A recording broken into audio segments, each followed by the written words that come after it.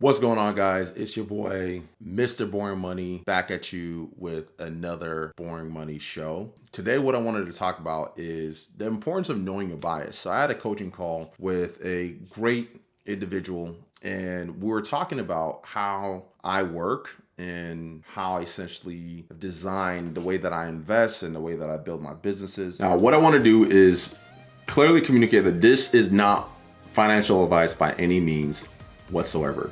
All I'm doing is sharing what's worked for me, some of the investment principles that I've learned over the years, and this is for pure entertainment purposes. If you're seeking financial advice, or if you have issues with your own portfolio, seek a financial advisor, somebody who's licensed and who's qualified to be able to meet you at your unique needs.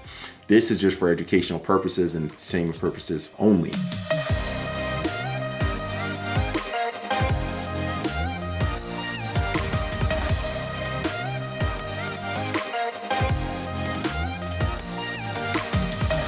What is your bias? These are the things that you preference, right? These are your preferences. These are the things that you kind of lean towards. For me, I know I bias being as efficient as possible. So I hate wasting effort. I hate wasting energy. I hate wasting my time. I hate repeating myself. And I hate doing the same tedious work over and over and over again. Knowing this about myself, I make sure I document things and record things when I know I'm doing a tedious task that I don't want to do forever. If I'm going to lean into that bias, I have to make sure these are some rules that I have for myself. I have to record, I have to document, and I have to create a process around doing the thing that I hate doing so that I could eventually delegate it to somebody else and elevate myself to doing a more important task. Right now, how does this translate to investing, right? Before I started investing and started deploying capital, I didn't really understand what I biased. I thought I biased appreciation, right? So I started deploying money in ways where the focus was like buying low and selling high. And I was getting into stocks, I was getting into crypto, and the focus was just like, how do I find the best stocks that I know are going to appreciate over time? When I started doing that, I realized that I was watching the charts nonstop. I was looking at the charts, I was looking at signals, I was reading the news and seeing if anything could tank the market that would affect my portfolio. And when the market did start to tank, it felt 1,000 times worse than it should have. And I realized that I actually don't care that much about appreciation. I actually bias cash flow. When my businesses, I have the most peace when the businesses are producing cash flow, when I have income producing assets that are producing income. All right, so whether that's in business or whether that's through like affiliate or referrals, whatever it is, like different things that I have in place that are producing income, that's where I feel the most confident, I feel the most at peace. And understanding this about myself, I realized that I was approaching investing in the wrong way. For me, because I bias cash flow, I bias producing income, I need to deploy capital in a way that produces more income, right? So that the income that my investments are producing will eventually cover the cost of living. It'll eventually fund my dream lifestyle, and it'll fund my legacy, right? Because I don't want to have to continue working in my businesses to produce cash flow and to produce income. I want my assets, be it on the blockchain, be it in real estate, whatever. I want those assets to produce income first. So for me, I want to produce income first and then appreciation second, right? So the way that I set up my systems and my milestones. So like the Freedom Boring Money system is designed to deploy capital in a way that produces cash flow that are eventually going to cover cost of living, right? So I accomplished that. And then the second boring money system for me was the FU boring money system, Freedom Unlimited, or FU boring money, however you want to imagine, whatever you want to use your imagination for. That is to fund my dream lifestyle. So I've got to deploy capital in a way where it produces enough income to fund the kind of lifestyle that I want without having to depend on the income from the businesses and from the work that I do on a day-to-day basis. And then the third is the legacy.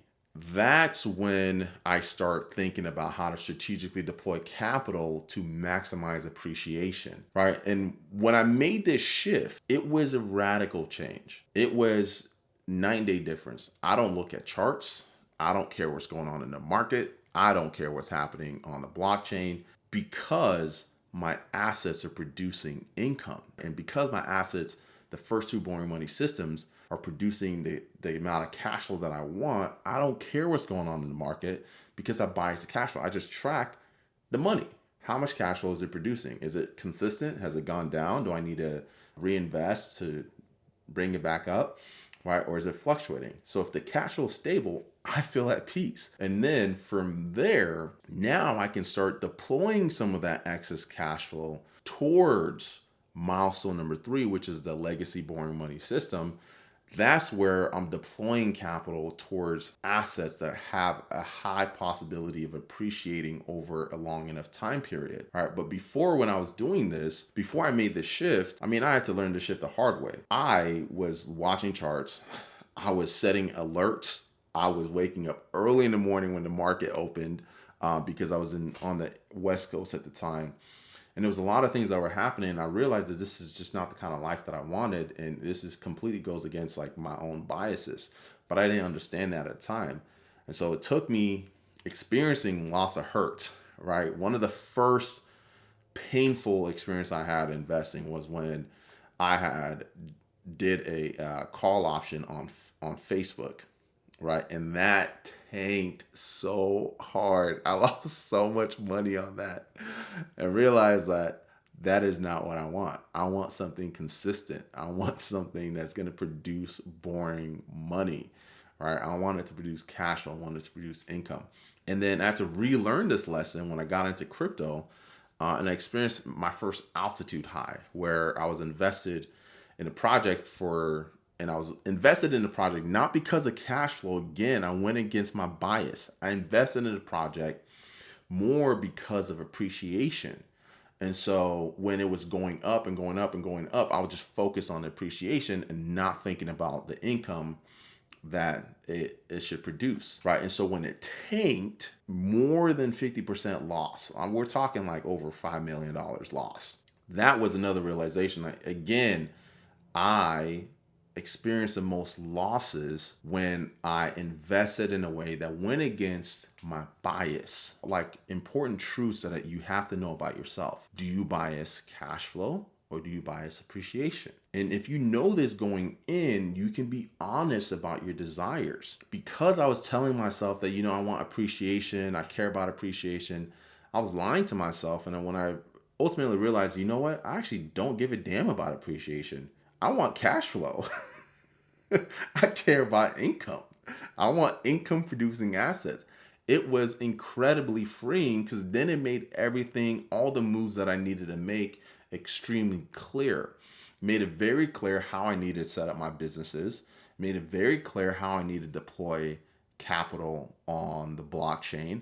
And it's made it very clear how I need to deploy capital in real estate, right? So understanding what you bias and what you truly want out of life and what you truly want out of investing is going to serve you very, very well. It's going to keep you from doing things that go against what you truly want, and it's going to keep you from making decisions that violate your personal desires. All right. And so I just wanted to jump on and just share that with you and hope that encourages you. Like, be honest with yourself. What is it that you truly want out of your investment? What is it that you truly want out of life? What is it that you want out of business? And be honest about the desires that you want, and don't judge yourself for wanting more income. There's nothing wrong with that. Don't judge yourself for wanting to deploy capital so you can make more money. There's nothing wrong with that. If you don't really care about appreciation, don't pretend like you care about appreciation, because then you're just going to be violating your own core principles, right? And that's not a way that you want to live.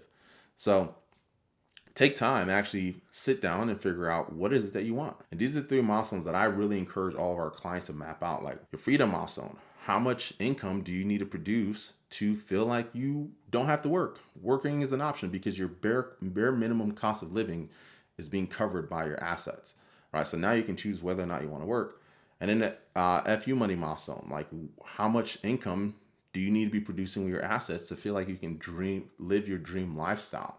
right? And then you have your legacy, and that could be producing generational wealth. It could be sponsoring kids to go to college. It could be retiring your parents. It could be whatever you want it to be. What kind of impact do you want to leave, and who do you want to make sure that you're taking care of? And then you start deploying capital in a way where you're kind of locking in the lifestyle of those that you care about, and you're locking in funding the things the causes that mean the most to you, right? So for me, that's when I realized that about myself, it made everything so much more clear about how I need to operate on a day-to-day basis, how I need to deploy my capital, and ultimately how I need to live my life, right? So I want to encourage you guys to do that. And then if you haven't already, join Boring Money community and share what your biases are, share what you want, and share some of those milestones. I'll be happy to do what I can to help you hit them. Till next time. If you found this video helpful, chances are you're gonna find a ton of value in our Boring Money community, where I'm in there live, actively sharing articles, market updates, and just educating you on what's going on in the market real time. So if you don't want to wait for another one of these episodes or another video training to come out, and you want to have live updates on what's happening in the markets, go ahead and join the Boring Money community, where you can have access to us and be able to ask any questions that you want, and potentially even get featured in an episode. Till next time, hope to see you on the inside.